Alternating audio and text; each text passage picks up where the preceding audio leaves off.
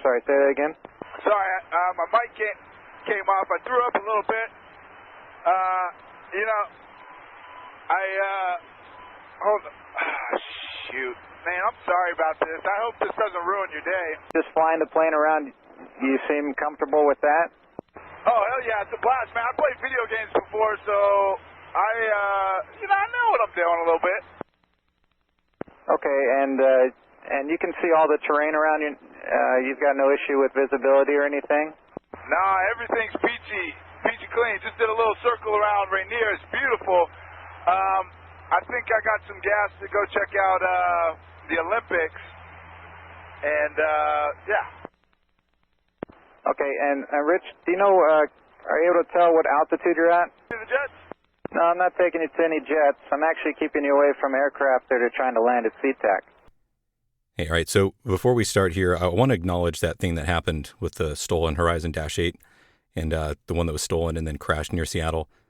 You know, I don't want to make a big public service announcement out of this or anything, but I don't know, working in this industry can sometimes be challenging, you know, with safety and schedules and weird hours, things like that. You know, it can take its toll.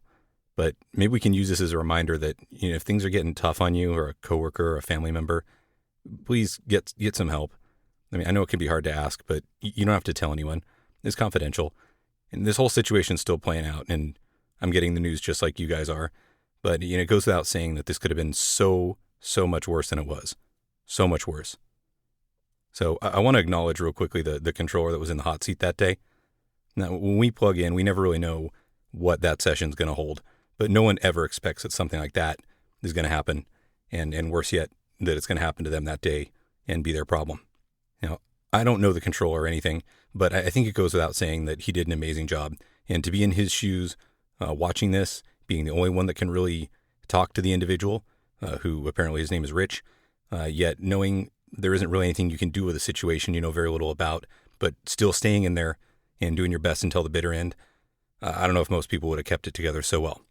So, whoever you are, well, I know you're going to have a lot of interviews about what happened. You're going to hear the whole thing played over and over and over again on national news and have everything that was said and done scrutinized for the foreseeable future. I think you did an amazing job. And something tells me that old Archie, well, he would have been proud too. This is Podcasting on a Plane, episode number 27.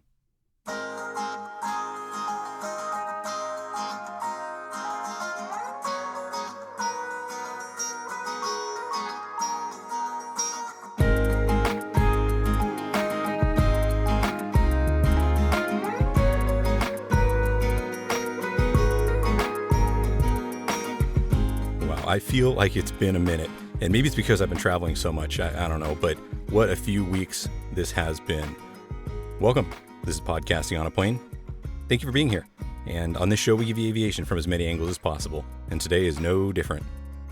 The song you're hearing, it's called Soul, and we'll get to that. Recently, very recently actually, I reconnected with professional aviation in a way that I've not felt in quite some time, and it took about 10 hours in the jump seat of a 737 to do it. And believe me, that's not a complaint. So what happened? Well, I think I let myself get a little too comfortable at the airport, because we all do this, right? We find things we like, we set them up so that everything works each day in a nice system, and we go through our days in our nice little bubbles. And don't get me wrong, I like that my barista knows what kind of coffee I start my day with. And I love that I can count on my favorite lunch places by the airport, and I'm not saying there's anything wrong with that. But as we cruise along in our little bubbles each day, we sometimes lose perspective on the larger picture. And with a picture as big as aviation, well, it's hard enough to keep up, let alone lose anything. Where am I going with this? Well, stay with me, because I'm going to circle around to a very important point. But we need to take a little journey first, and it's via Cleveland, in the jump seat of a 737.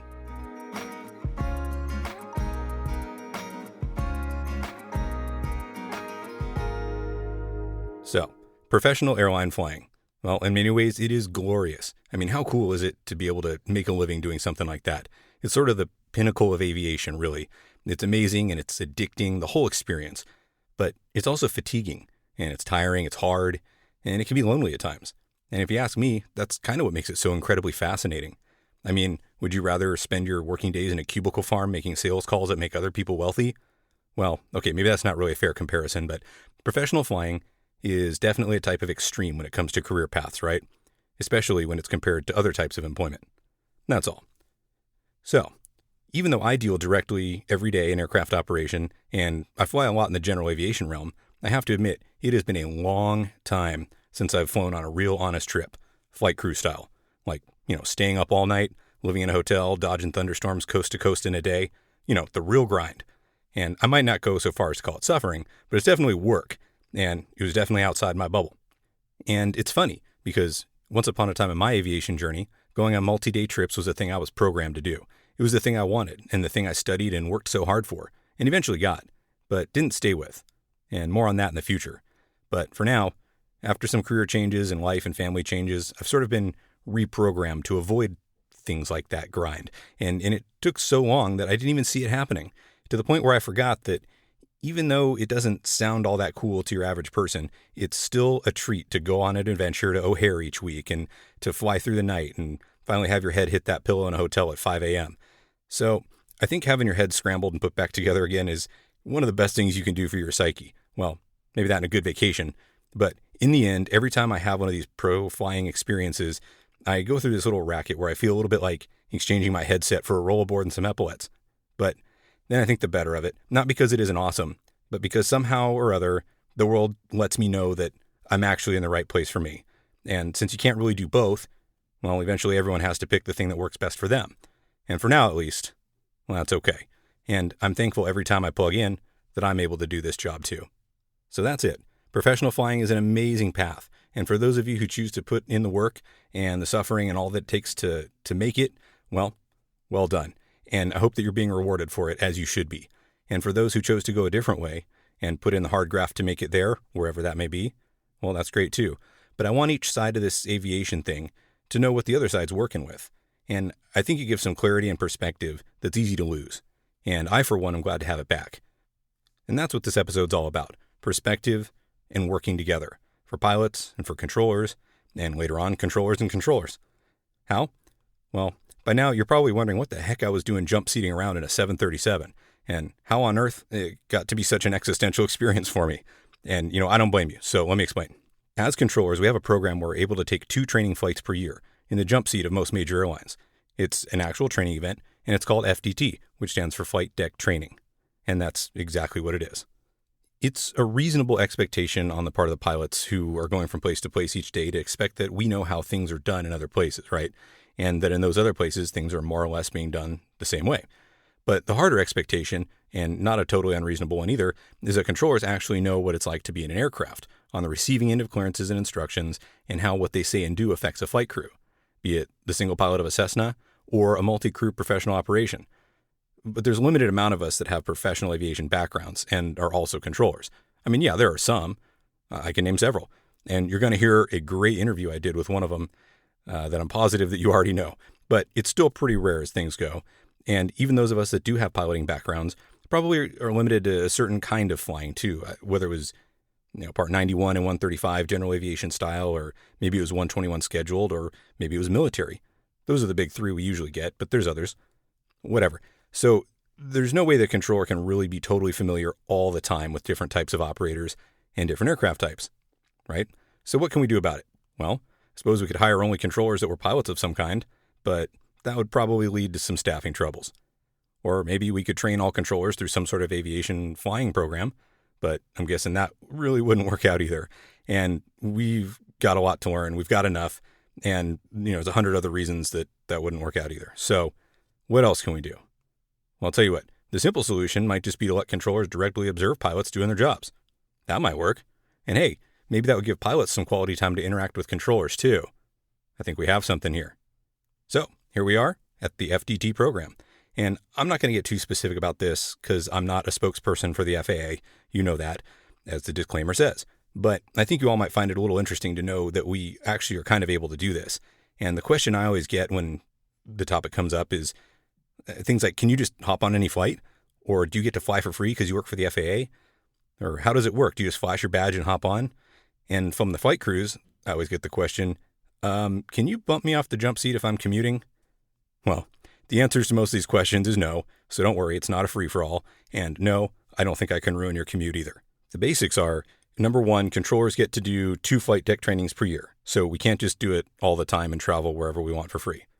Number 2 is it has to be done within a work shift. And yeah, there's some caveats, but if you can't get there in 8 or 10 hours, well, you can't go.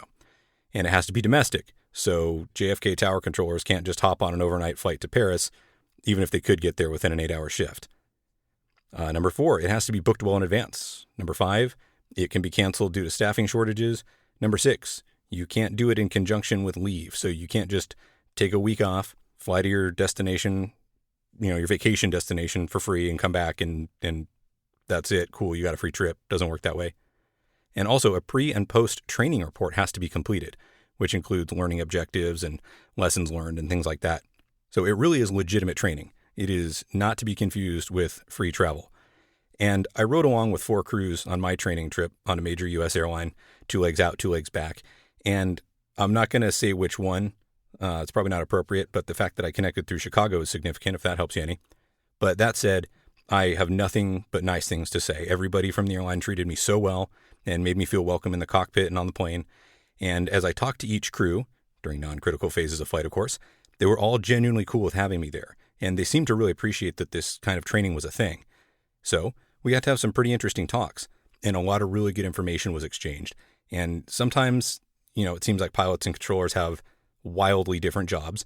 And okay, that may be true in many ways, but I was reminded about how much we also have in common, particularly since we're in a seniority-based culture with a mandatory retirement age. So if you ask me, the FDT program is doing an amazing thing. It's giving a perspective that's almost impossible to match, and I can't wait for my next trip. And before I wrap this up, I had a list of things I observed that I wanted to pass along to you all. The first is about checklists, and I'm not going to go on a big rant about this. You only get that privilege if you're unfortunate enough to have me as your direct flight instructor. But hey, it was nice to watch professional flight crews accomplishing flows and checks with fluidity and ease, not missing anything, each doing their part, and then backing it up in a challenge response way. And for you CFIs out there, I'm talking to you right now. Please get some info on how to do this professionally and pass that along to your students. Watch some of those Just Planes Fight in the Cockpit videos. They're the videos of actual crews doing their jobs, and do as they do. Second, if you have a second radio, it's important to monitor 121.5 as you're flying. Sometimes people call that monitoring the guard frequency or guarding 121.5. There are obvious reasons for that, but often if an airplane gets lost in frequency land, 121.5 is a universal frequency monitored by all centers and most other ATC facilities that can be used to locate an aircraft who went off frequency, maybe went to the wrong one, couldn't remember what the last one was to go back, or maybe relay something if needs be. And lastly, I got a great education on using airborne weather radar when flying in areas of thunderstorms and precipitation. I'm mostly used to using NexRad and other data link sources when I'm flying in general aviation aircraft, like through a G1000 with a Sirius XM account, but they have their inherent limitations, not least of which being the time delay. But the flight crews were able to show me some of the really high-level tricks with different settings, and then I watched as they negotiated deviations and altitude changes to keep everybody safe and comfortable. It was amazing. So for those of you that want to hear a more in-depth trip report, head over to patreon.com/podcasting on a plane, and patrons are going to get all kinds of extra content on this, including a full trip report I'll have up there in a couple of days. So I'm sure you all have some questions about this, don't you? Tell you what, shoot me an email, podcastingonaplane.com/contact. It'll take you to the way you can email me or contact me other ways. And of course, you could always direct message me through social media. And whatever your questions are, we'll talk about them on the next show. This week's iTunes review comes from MFTB ! It's the most recent, yes, but I also picked this one because, let's just read it. You'll see why. They say, great information and production. I just found this podcast after hearing about it on the Airline Pilot Guy. Great info in the first few episodes. It's always great to hear from those that are pilots, but also controllers. So let's do some more of that, shall we? So far, I've done a lot of talking about understanding both sides of this operational thing. But there's another guy out there, and he has a strikingly similar background to me, as you're about to find out. I mean, weirdly similar. Who knows the initials RH? That's right. He's one of the founding co-hosts of Opposing Base's Air Traffic Talk podcast. Ready.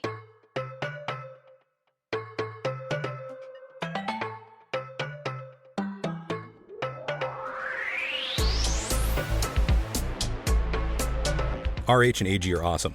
They're two controllers, one flies helicopters for the military, and the other one is a former airline pilot.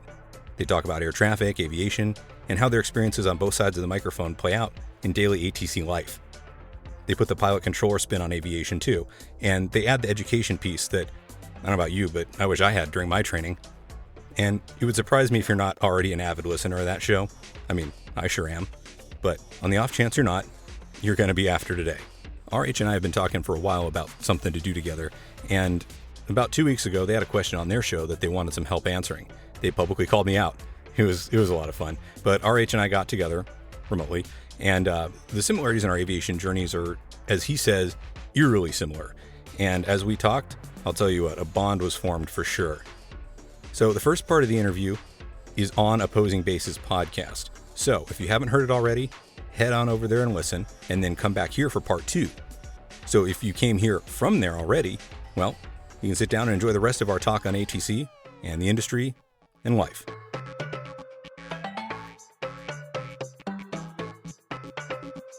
The administrative portion of air traffic was eye-opening for me.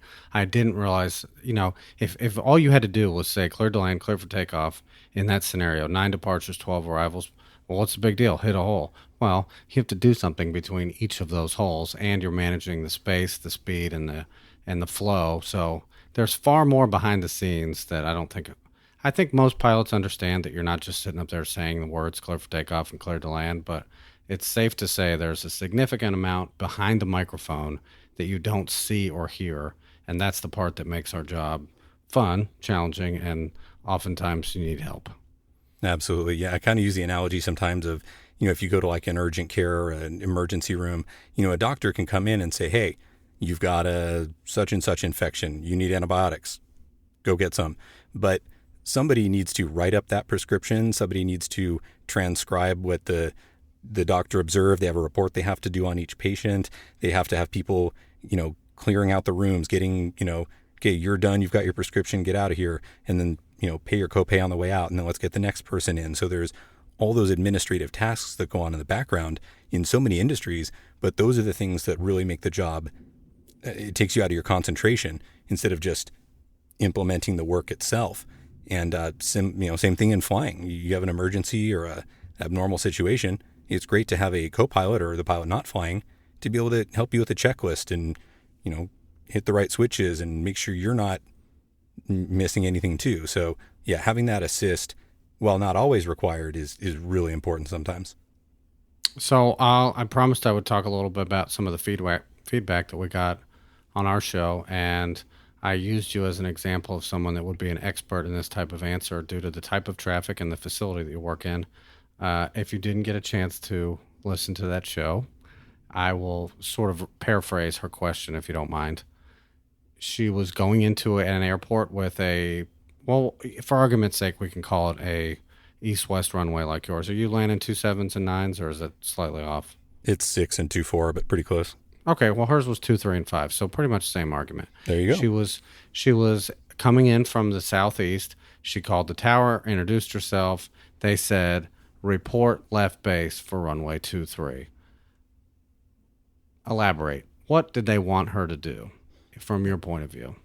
Yeah, so I did go back in after a little bit of sleuthing on one of my breaks. I did find that spot, and I appreciate the shout out. That was cool. No problem. So what you guys talked about sort of right after that, I think was correct. But the issue is that sometimes when you're getting, and I give group talks in front of pilot groups all the time. So often, I mean, believe me, I know that when somebody asks a question, maybe it's not like that's kind of what they think happened, but maybe isn't exactly how it went down. Or if they say, well, the guy told me this, and then there's another phraseology that might be very close to that actually means something kind of different. So based on the information that you were given in the question, I would say that since she was to the southeast and it's a more or less east-west runway orientation, that report left base, if that was all that was said, would be the controller probably implying enter left base for runway 23 and report when you're there. I mean, that's what I heard. But then again, I realized that, the question could be brought up, like, do you want me to make full left traffic in or on the 45 and then just report when I'm turning base? I mean, that might be a valid way too.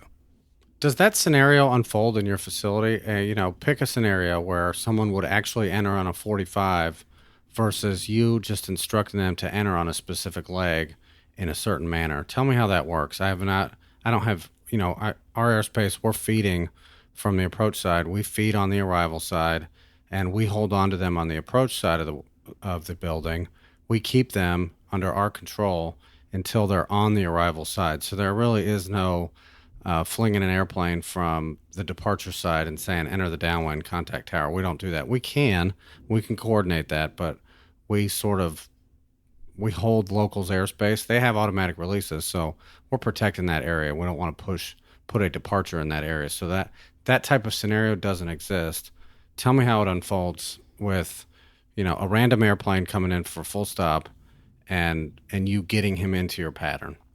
Sure. Well, really, assuming that there isn't some major terrain or obstruction or some reason that we can't fly, we've all been taught to be a more or less standard pattern, be it left or right turns. It really depends on where the aircraft is coming from. So assuming that there isn't a major traffic conflict or something else going on, let's just say you've got an east-west runway, like most of this scenario is. If she's to the southeast, so I guess if you're looking at a map, it'd be the lower right, then that person would be told, I would tell that person, if they're more to the south, I would tell them to enter left base. If they were more towards the east in that quadrant, I would probably tell them to make a straight in approach or make approach straight in.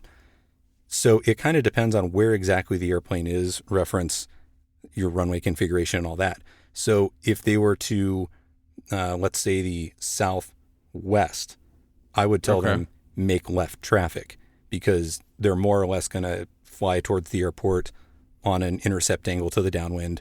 Might not be a perfect 45, but more or less an intercept angle. And it would make sense that they would make left traffic as opposed to just straight into the base. So, right. Okay. Yeah, so I make that distinction clearly for the pilot just so that they know. And sometimes if it's not really clear, or if I want them to kind of fly, really make it clear that they're going to enter on a 45, I'll use the phraseology, make full left traffic or make full right traffic, just so that there's no confusion. I want you on a 45 to a midfield. I don't think I've ever heard that term. Make full, okay. And that means to enter a 45. In other words, don't just maneuver your airplane so that you're on a perfect eastbound heading on a downwind. I want you on a 45 intercept. I want you to look out, see, turn right, and get in left traffic for runway, in this example, 26 or 27, if you came from the southwest. That's interesting. I don't know that I've ever heard that. Yeah, so, and what if the person was, let's say they were straight to the west, right, where they're going to fly straight into a downwind, then I'll probably still tell them make left traffic, or I might just say enter left downwind runway 23. And I might even, if they question it, I might say enter straight into the left downwind or direct entry into the left downwind, because some pilots do wonder, well, do you want me to do it on a 45 or can I just kind of shoot it straight in there? So again, sort of like, in the 0.65, that, you use the proper phraseology the first time, but then if there's any confusion, then of course you're given the latitude to use more plain English to describe it better. And go ahead. I'm sorry. Well, yeah, I was going to say in a facility like mine where a great deal of the pilots are training, or even if they're licensed, they're probably less experienced. So sometimes we kind of go the extra distance to make it really, really clear what we want, because it's just little stuff like this little nuancy stuff. It can be very confusing. And when you're in the hot seat and you're, a student pilot on a solo, I don't want to make it confusing. I'll use the proper phraseology, but if there's any confusion, then yeah, we'll definitely use that plain English to really make it clear. Now, you don't actually radar identify the airplanes, but can you see them on your tower display? A basic idea of who they are when they called and reported their altitude? Do you identify them on a radar scope? We don't officially radar. Like I can't say radar contact, okay. So I don't ever say that. But I am allowed to use an ident to determine that. And so we're using the certified tower radar display, or CTRDs. That's sort of that page of the 0.65 that covers how I can use it. So I can use it to determine the relationships. I believe I can give o'clock traffic positions. Correct. And so forth. And I can use idents, things like that. So I can actually say traffic 2 o'clock, 3 miles eastbound Cessna 4000, as opposed to high and to your right is an eastbound Cessna. So we can use the proper stuff, and it's good. And plus, since we're in Fusion and Stars, we have radar literally down to the ground where I'm at, because there are so many radar sites around. So so the radar for us, I guess the best way to say it at our tower is, because of that mix, because of the amount of airspace, we kind of run things almost like a mini little sub approach sector, I want to say. So, I understand. Yeah, we kind of try to make it the way that you guys at an actual approach would feed airplanes in, from whatever the fix is towards kind of a midfield downwind, give them a downwind base, dogleg to final intercept, and then on an approach, we kind of just do a reduced version of that to make it all work. Very interesting. I appreciate the input. That's good feedback. So, Mike Hotel, I hope that answers your question a little more clearly. We promised you to give some feedback, and that was very thorough. Thank you. Sure. Well, I hope it helped. Hope it didn't make it more confusing. No, it didn't. Before we close up, I want to give you a chance to, throw anything my way. I'm all ears. We tell our audience all about what we do at our job, and we got a little bit of yours. Do you have any questions for me while you have me? Yeah, I was going to actually talk, since you work at an up-down, right? So you work both tower and TRACON in a day? Yes. Well, I started saying yes before you finished. Typically, no. When you start the day, either upstairs in the tower or down in radar, depending on the mix of personnel that day and who needs to train, typically, no, you'll stay in one spot. Depending on a million different scenarios, you could find yourself in hey, keep your headset on you. You're going to go downstairs this round, or we need you to run a break in the tower, go upstairs after your break. Those incidences happen, but it's not as common as 3 or 4 times in a day. No.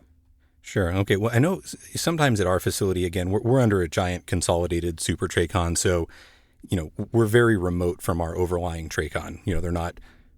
We're not going to share coworkers. We're not going to share a break room. I mean, they're 15 miles away in another building. So our relationship is overall pretty good, I would say, with our area of the TRACON. But at the same time, there are definitely a lot of people on both sides that have not worked, like tower controllers that have never worked radar, or radar controllers that have never worked any kind of tower. So I know sometimes our needs are different, and sometimes it's hard to see the other person's perspective. How is it for you that works both in the course of a given work week? Do you find that helpful? Well, that's interesting, because up until about 2 years ago, the majority of the building was fully certified controllers. Now we're about split down the middle a little bit. We've gotten a little bit out of this ratio, but there was a time when we had significantly more trainees than we had certified controllers. And the natural flow most of the time is starting them in the tower to learn the tower first before they go to radar training. That created, and still exists to this day, the ones that haven't started radar training and really have no experience in radar because all they've done is our tower. There is a disconnect there, and they don't. You can't possibly expect them to have the full picture until they've seen radar and worked it and understood. Wait a second. That's why he was so upset when I did that the other day. Now I know, because I'm on the receiving end in the radar room. So it happens. There's, the break room is shared downstairs. So there's plenty of opportunity to, I'll make it sound nice, discuss certain issues that come up where someone unknowingly, I don't think anybody's intentionally trying to make a radar controller's job more difficult, or the opposite. Nobody's trying to make the tower's job more difficult from radar, but it may appear that way in certain actions, and it's largely due to the fact that one side or the other has not been in that room to train and certify, so they don't have the full picture. Interesting. And then what about your aviation background? I mean, you asked me this question, but obviously, we're very similar. The same thing applies to you. When you were training, did you find it helpful or more difficult that you had an aviation background prior to air traffic? I wanted to ask that question in that way, and you worded it so much better than I could have. So I'm glad you asked me.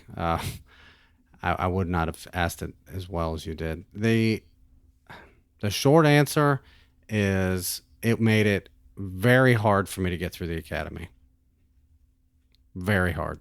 I had to do a lot of pausing and thinking Phraseology, for example, was difficult for me. For some reason, pilots say everything we tell them to do in reverse. That was hard for me to get used to. The constantly really putting myself in the airplane to try to imagine the scenario instead of staying in the controller aspect of it and working a problem and figuring out where I wanted airplanes to be. I found myself in the airplane trying to figure out, well, is this going to work? Can they do that? Are they too high? Are they too fast? That did not help me. It was, for that side in the academy, it was difficult. When I got to the training environment at the facility, I feel it helped me a ton. I didn't just have the canned phraseology. I had been to over 100 airports on the East Coast. I've heard every variation of the phraseology. I had more tricks in my bag of tricks, and that I think helped. And it showed, I think, to my trainers. All right. And they knew I was a pilot. I think they kind of held me to a different standard, which, whatever, call it fair or not. They expected me to know a lot of things that I may not have ever even heard of. And they had their own stereotypes or assumptions about pilots drawn out that wasn't necessarily positive. You know, a lot of controllers don't have a lot of great things to say about pilots for whatever reason, because they don't know. They have no idea what the challenges associated with, you know, a single pilot IFR and IMC. Probably the worst scenario you could be in, especially without an autopilot. They don't have an appreciation for that. I was in the room to say, hey, hold on a second. Give this guy a second. Do you have any idea how hard it is to do what they are doing right now? Back up, relax. You know, that portion in training in live traffic, not a computer at the academy, not scenarios that are designed to really stretch your imagination on how you're going to get through them. But real life, I feel like it helped that I was a pilot.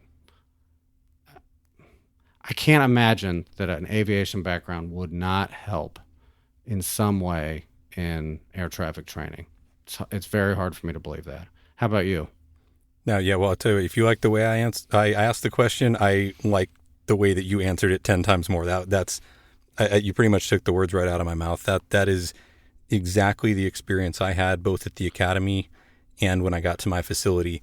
And, you know, luckily for me, when I got to my facility, it's my home airport. So a little background I didn't mention before. I've been in some capacity or another at my airport that I work the tower at now since 1996. That's actually when I soloed there. Oh, so, wow. Yeah. So my airport is very, very personal to me, and it's really my second home, and it has been since I was a teenager. So when I got there, it was completely different than the academy, which, again, just like you said, I found very difficult for a number of reasons. And, you know, it came out that I went straight from being a CFI to that job. So, you know, I heard a lot of people say, don't even mention you're a pilot when you're at the academy. And I can't really hide it for that long. So right. I figured, hey, I'll embrace it. I'll say what I was, but I will in no way, I will always check myself and never be the I know more because I'm a pilot person and be that guy. So I was very careful about that. And you're exactly right. People get a little touchy about that, and they have these preconceived notions and sort of things in their head about the way pilots are. And you're right. But then when we got to the facility, you know, I was immediately sort of treated as you have a different standard than everybody else does. And again, like you say, for better or worse, that was how it was. But, you know, at the same time, I had a tremendous amount of respect for, three of my coworkers were bartenders before they got this job, you know what I mean? And that's great because they have no aviation background, and they got this job and stuck it out through to certification. And I can't even believe, like, if I didn't have the passion for this that I do, or some of the background knowledge, I mean, I don't know that I'd have made it, you know, I agree, to stick through that. Yeah. It is so much for them. And I didn't hide the fact that I was a pilot at the academy. I was in a class with a bunch of no aviation experience. And I told them, I said, the amount of information that they are cramming down your brain in 3 months is extraordinary. I mean, a lot of it, you know, a lot of the tests you will kind of brain dump, you know, you take the test and you may never see it again, depending on what type of facility you go to. But a large portion of the information they were giving us, it was going to be the only time you ever learned it, and you were expected to know it when you got to your facility. And I sympathized with them. I had, at the time, 10 years of aviation experience that was the only way I got through the academics of it. I don't know how those with no aviation can get through that environment. And like you said, show up at a facility where training is, I don't know about your facility, but training is not fun. You're basically set up to be critiqued for hours upon end every day and criticized for the things you do wrong, never recognized for the things you do right. And if you don't love aviation and have some solid background to support maybe some of the questionable decisions that you made, it would be demoralizing to show up and get beat up. So I give people a ton of credit to come into this job having known really nothing about aviation, let alone controlling airplanes that they know nothing about. It's hats off to anybody who's done it. It's really an amazing feat. Absolutely. Couldn't agree more. Well, cool. We are coming up on about an hour. I am super excited that we got this interview done. I think it was very good so far, and one day we'll continue it. I'd love to be on your show, and feel free to play this in some format at your choice. But I fully intend on playing this interview on our show. So I want to thank you. And AG's not here. I'm recording by myself. You haven't heard him. He's in his quiet box. I've heard about that quiet box. I need to get one of those.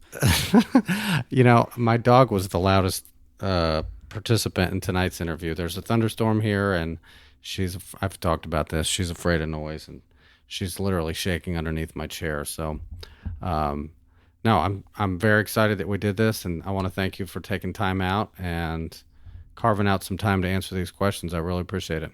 Absolutely. And you know what? I thank you so much for, I really appreciate that you deferred to my judgment on a question for your show. And I've had a great time talking with you and answering this. And, it's one of those things where talking about this stuff with other folks that do the same thing is just kind of one of those things that it's so enjoyable. And, the fact that you guys are out there doing the podcast the way that you guys do it, and it's very informative and very direct, and I can tell why your popularity is growing so fast. It's a great show, and I'm honored to be on it. Thank you so much. Thank you. And before we go, I'll let you plug your show. I mentioned the name of it, but the floor is yours to close us out. All right. Well, my show is called Podcasting on a Plane. It's an aviation podcast. You can go to podcastingonaplane.com. That's the website. And of course, you can get the podcast from, I think, pretty much anywhere you can get a podcast at this point. Definitely iTunes, Google, Stitcher, and I don't know, surprise me with something else, but you can stream it straight off the website too if you want. If you want to follow me on Instagram, it is at Podcasting on a Plane. It's actually pretty much Podcasting on a Plane across the board. The only exception is Twitter, which is Podcast on a Plane. No wing. But that's where you can find me, and I would love to hear from all of you. Brandon does an awesome interview setup on his show. I just said your name. Are you okay with that? Oh, that's fine. No. That's fine. You say it on your show. We don't on ours. Oh, no, I'm not keeping that a secret. It's fun to use our initials because this is air traffic. But Bravo Golf does an interview format on a lot of his shows, and really great interviews. I love listening to your show, and I look forward to each new episode. So, again, thank you for your time, and hopefully we'll do this again sometime. I can't wait.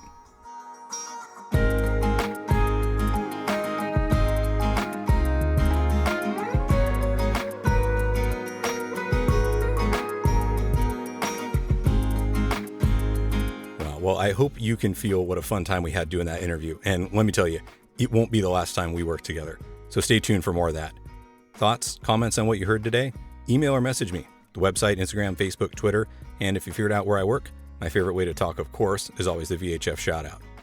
If you want me to read your iTunes review, well, just leave one and listen in next time. Oh, and don't forget, leave a 5-star review for the Opposing Bases guys.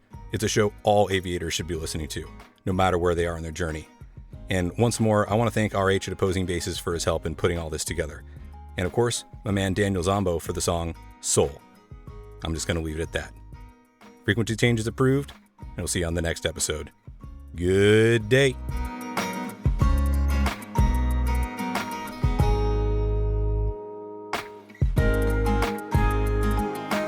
The podcast Podcasting on a Plane podcast is presented for entertainment purposes only. My comments and those of my guests, the website's content, and any of the social media, etc. are not part of my official responsibility as a controller or an FAA employee.